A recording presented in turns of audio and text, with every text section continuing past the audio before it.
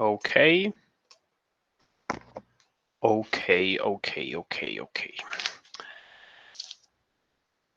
Good morning, students. It is a pleasure for me to be here again and to start this process today with the 10th graders in the third phase from the Instruimos platform, okay?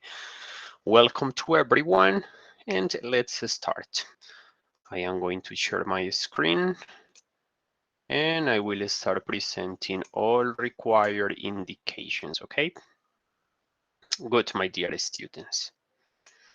As you already know, I am in the Instruimos platform, and I am going to start in this moment with the presentation about the units that we have here today. As you can observe, we are going to talk about ecotourism, the present perfect, the past perfect, conditional 1, conditional 2, topics that we have worked during this term, and we are going to finish this intervention with the narrative text, okay? Let's start with the ecotourism, and let's get familiarized with this vocabulary, okay? Here in the right side, you have the information in Spanish, so I will help you with the pronunciation in English, okay? We're going to start here with sustainability, clean air, right?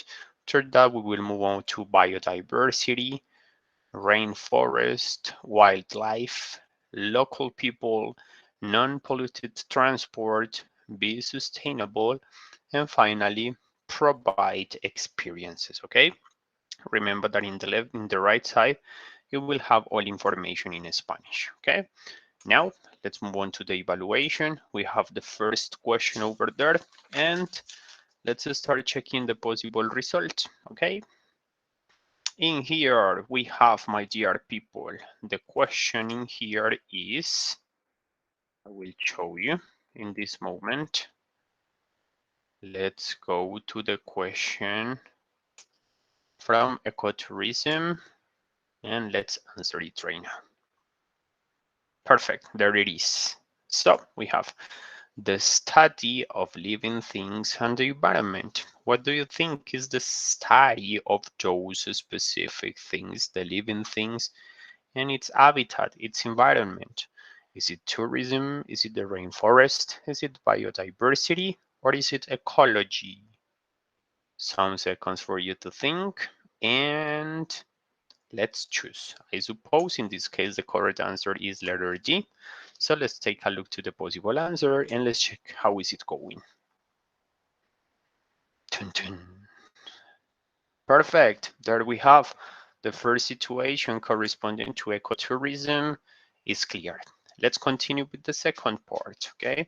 In here we have the present perfect, right? When we talk about the present perfect, we talk about haber hecho algo. So in this case, we are going to analyze these specific situations. The structures, right? I have played, you have played, he has played, we have played, and you have played, right? You can observe the meaning here on the right column, right? And as I mentioned before, we make reference to haber hecho algo, okay? When we talk about the present perfect, yes, we are talking about have for the first person and has for the third person. When we use perfect times, it is necessary to proceed the verb in past participle after the use of have or has, depending on the situation, right? In here we have some examples. For the irregular verbs, you know, the regular verbs are the ones who doesn't change too much his form in the past. We just add ed. For the others, it is necessary to have a good memory because we got to memorize the conjugations into the different verbal times, okay? And here we have two examples. To go in the past participle is gone, right? And the meaning is ir in Spanish. To make, the natural form of the verb, made in past participle, and hacer is the meaning in Spanish, okay? That said, let's continue here. Okay, good. With the regular verbs, we have, for example, used in present, used in past participle, that is the same of the past, making reference to usar. And we have to excuse, excused, or disculpar, depending on the situation. When talking about the negative present perfect, right? The only thing we have to do is to analyze if maybe we are working with I, you with they, and we require have, or if maybe we are developing an idea with he, she, it. In that case, we will use have or has proceeded but not in order to create negative sentences, as you can observe in these two examples. He has not played well. Él no ha jugado bien. And in the second example, I have not eaten in 2 days. Yo no he comido en 2 días. I'm not sure if maybe that's possible, but there is the example, right?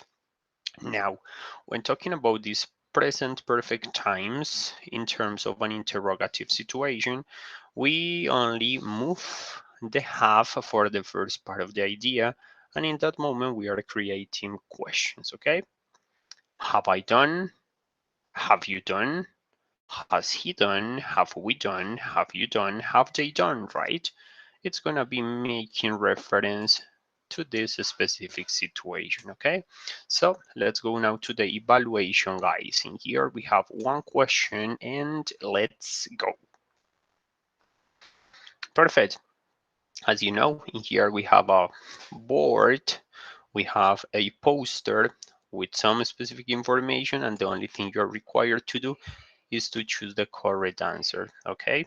So considering that it is important to recognize.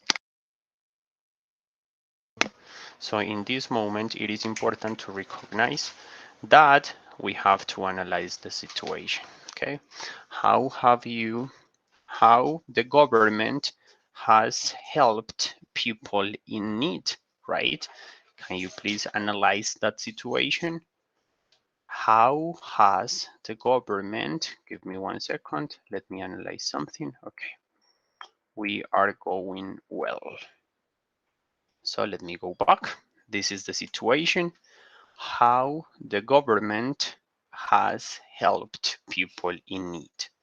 Where is possible to observe that poster, right? At the cinema, in a car, at a lecture hall, or maybe in your house.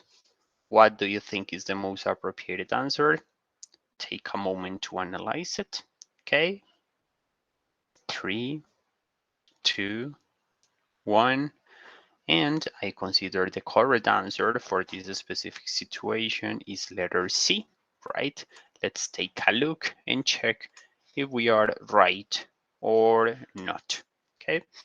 Let's continue in this moment and let's check if the answer was correct. Perfect. As you can see over there, we were right in the appreciation, right? So now let's move on to the category number 3. Let's move on to the past perfect, okay? In here, before moving to the exercise, right, I want to take a look to the explanation, the past perfect, okay? So let's take a look at it.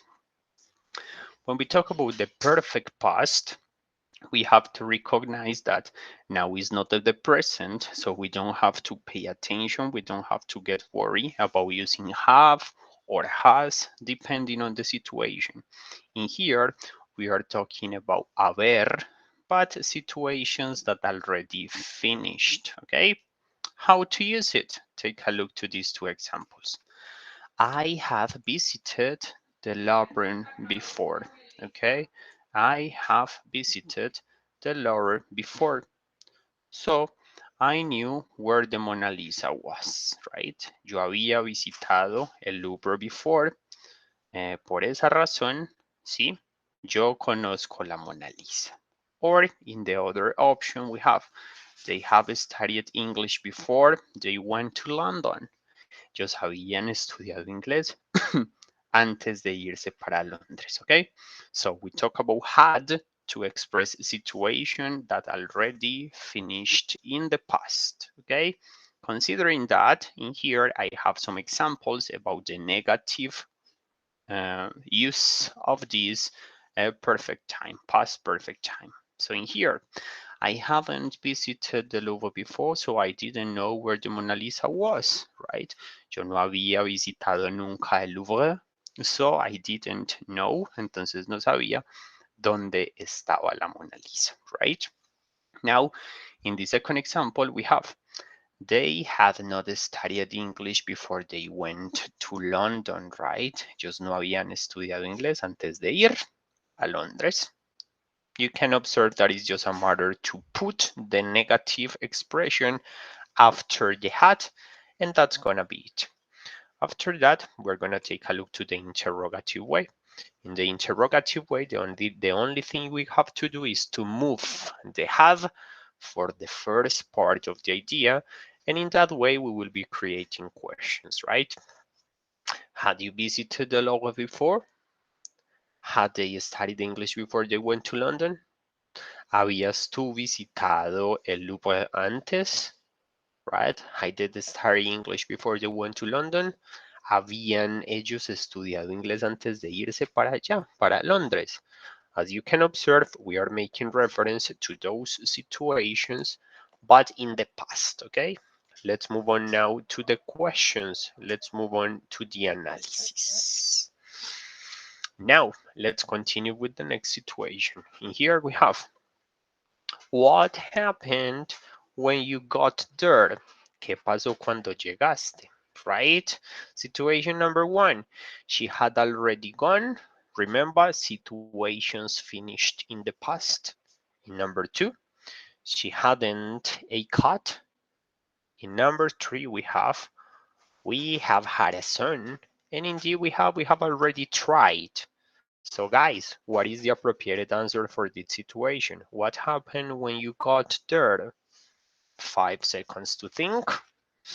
5, 4, 3, 2, 1, and let's start, okay? The correct answer, considering the situation, I consider is A. And let's grade it, and let's take a look if it was appropriated or not. Perfect, the first question was right. Let's move on into the next one, okay? Let's go.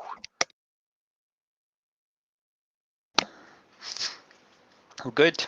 In here, we have to analyze what is the possible option considering the espacio number one right in here.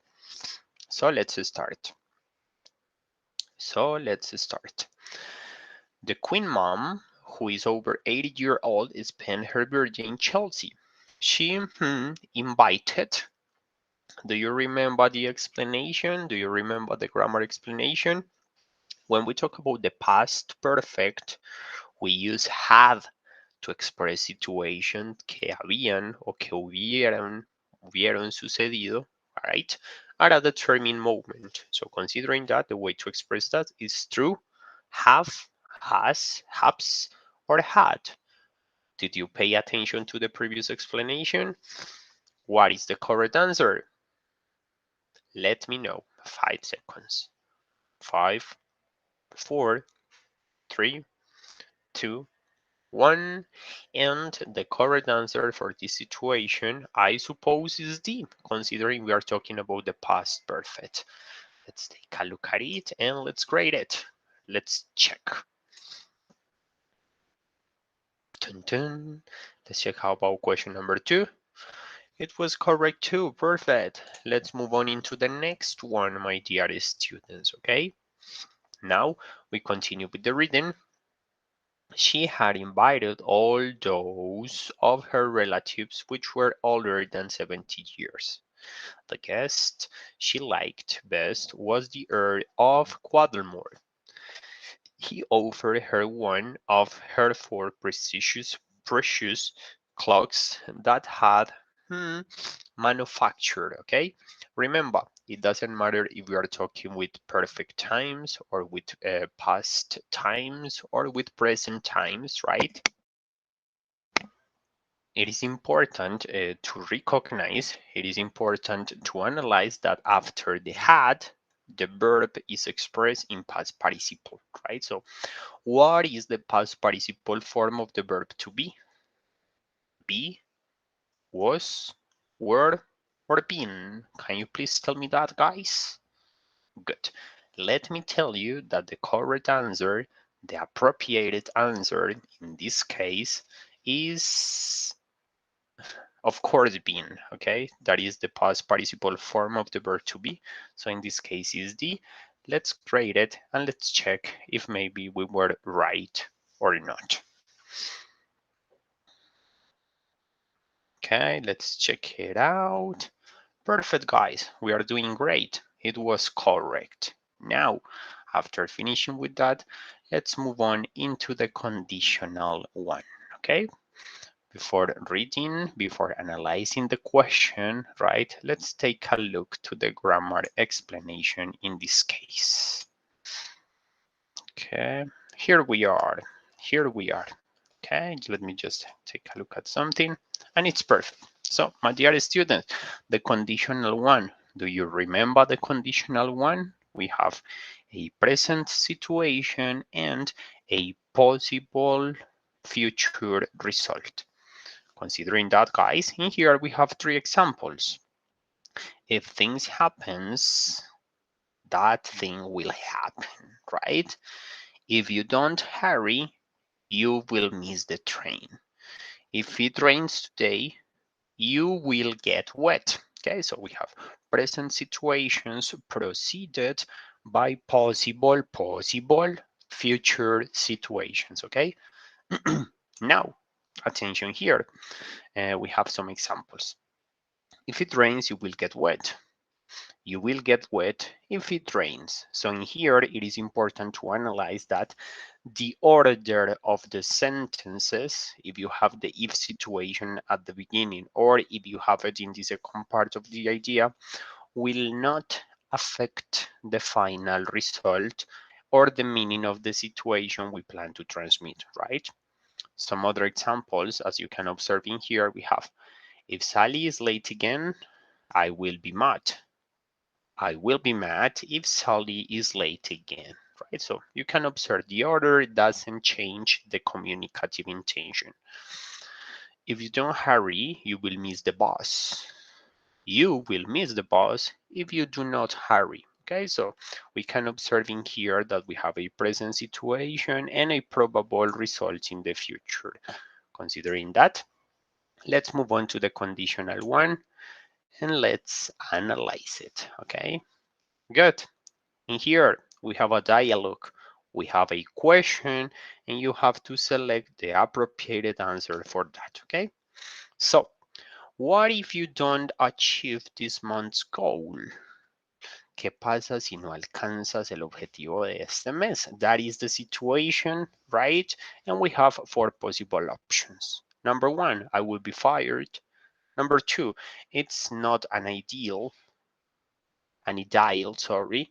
Instead we have, oh, great. And indeed we have safe and sound.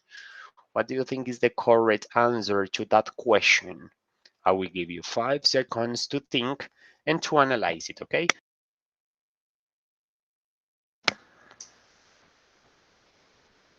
4, 3, 2, 1. The time is over. In this case, the most appropriate answer according to that question from the options I can observe, I would say is A. Let's take a look and let's check how is it going. My goodness, and this is correct. That's right, people. We were doing it great. Perfect. Let's continue. One of the last categories, the conditional number 2. Do you remember? We have been practicing those conditionals into the different classes corresponding to the third term. Yeah. So let's start now. Before confronting with the exam, before confronting with the evaluation, let's take a look about the information, the relevant information for the conditional number 2, okay? So, in the conditional one, we had a present situation with a possible future result. Yep. In the conditional number 2, we are making reference, right, to something that can be happening now or at any moment and a possible situation that is not real. That is the biggest difference between the conditional 1 and the conditional 2. Conditional 1, present probable situation. When we talk about the conditional 2, we are talking about something that is not necessarily happen. Okay, good. So in here we have the situation, right? The proposition, and we have a possible result.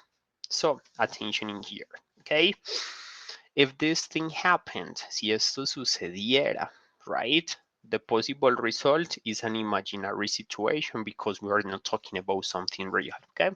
Take a look to these three examples. If you went to bed earlier, si vos te acostaras más temprano, no estarías tan cansado, right? So we are talking about something that is in a determined way, and maybe we analyze the possible thing in which that consequence would be different. But we are talking about situations that are not real, okay?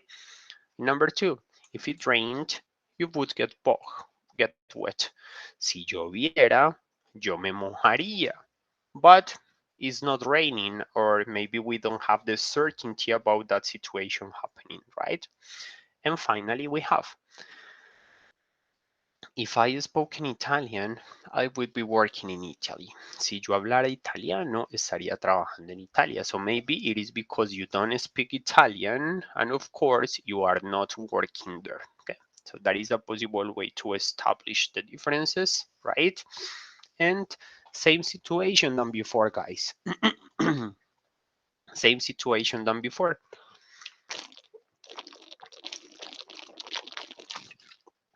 Sorry, I needed to drink water. I was feeling thirsty. Okay, and same situation than in the conditional number one. No importa el orden en el que se presenten las ideas, el significado no se altera. Okay, in there we have a couple of examples. Number one, if it rained, you would get wet. Si lloviera, yo me mojaría si lloviera, right? If you went to bed earlier, you wouldn't be so tired. Si vos te acostaras más temprano, no estarías tan cansado, ¿ok? Si vos no estarías tan cansado si no te acostaras, si te acostaras más temprano, right? And finally, we have, if she fell, she would hurt herself. She would hurt herself if she fell. Si ella se cae, se aporrearía. Ella se aporrearía si se cae. So it is the same situation independently of the order presented.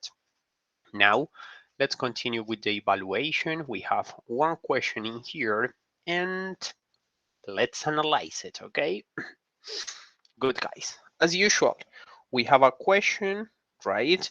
And we have to analyze the options and to check what is the correct answer. And here we have, what you buy, would you buy that car? ¿Comprarías ese carro? Is a question asked from a person, right? Situation number one, or possible answer number one. There is a single dollar. B, if I had money. C, I will go there. Or D, let me think about her. Okay, 5 seconds for you to think, guys. Think, analyze the situations, and let me know.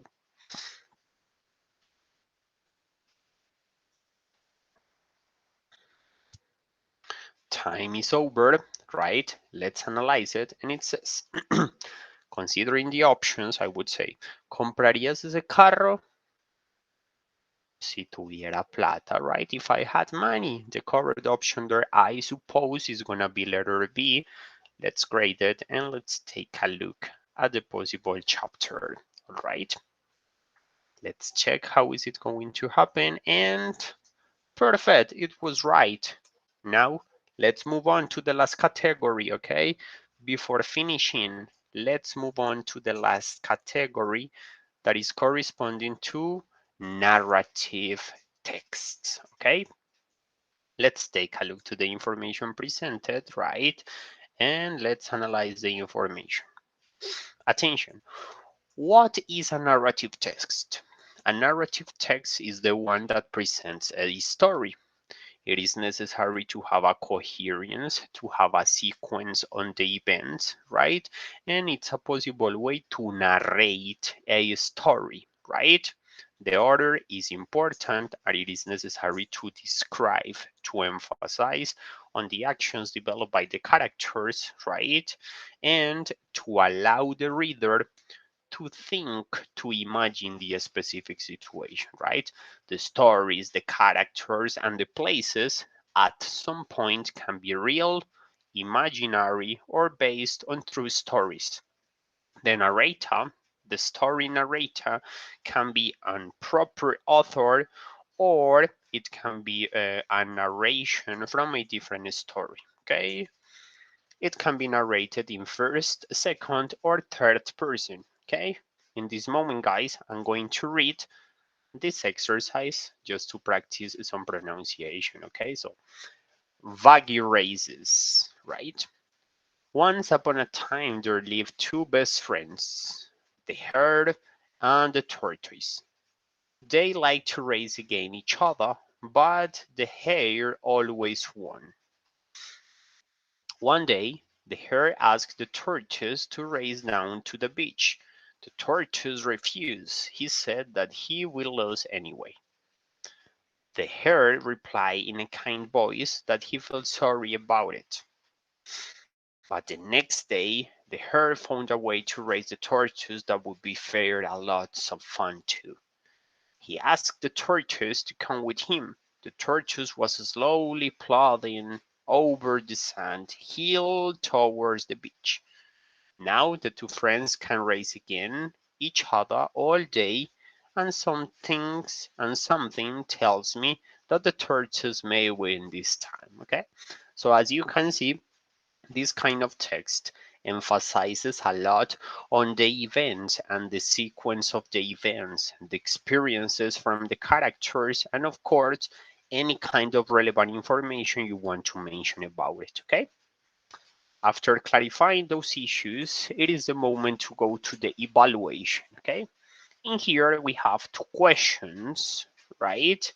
And it is the moment to analyze them, right? Strategy. Remember, we have spoken about these strategies some time before. Okay, read first the question and then you can go back to the specific info they are presenting to you. Okay, so let's start.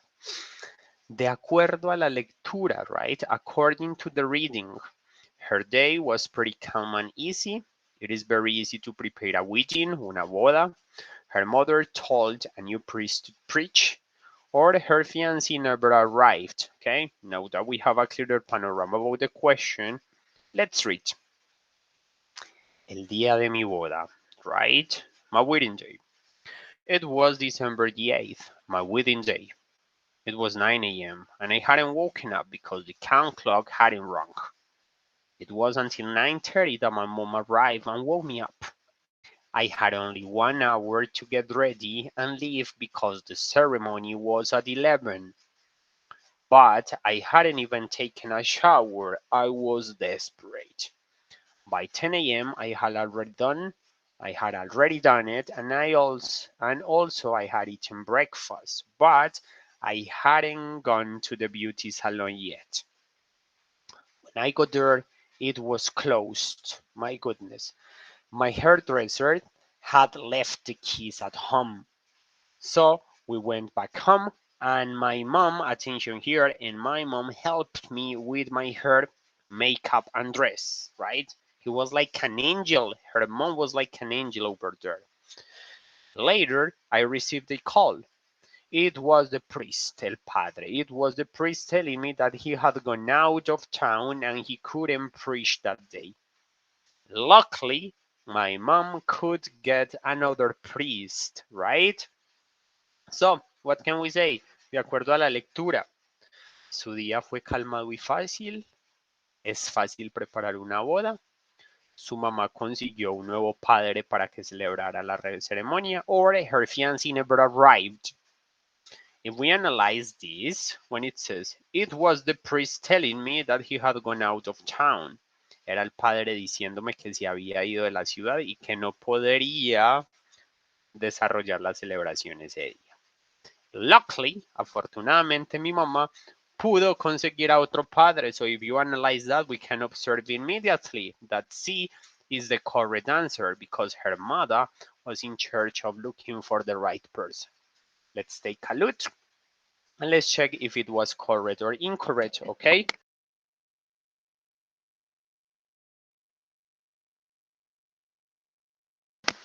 Perfect, guys. As you can see there, it was a nice answer. Now, let's take a look to the next question.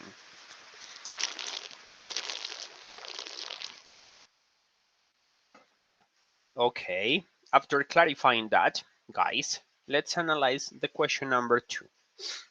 We can infer that. Podríamos inferir que when her mother got home, she had already gone to the hairdressers.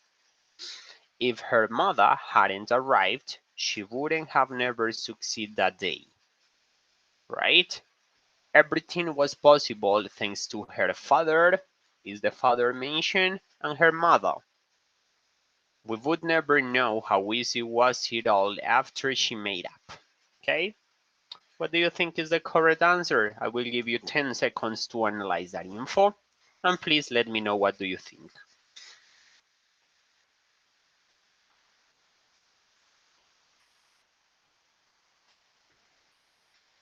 5 seconds.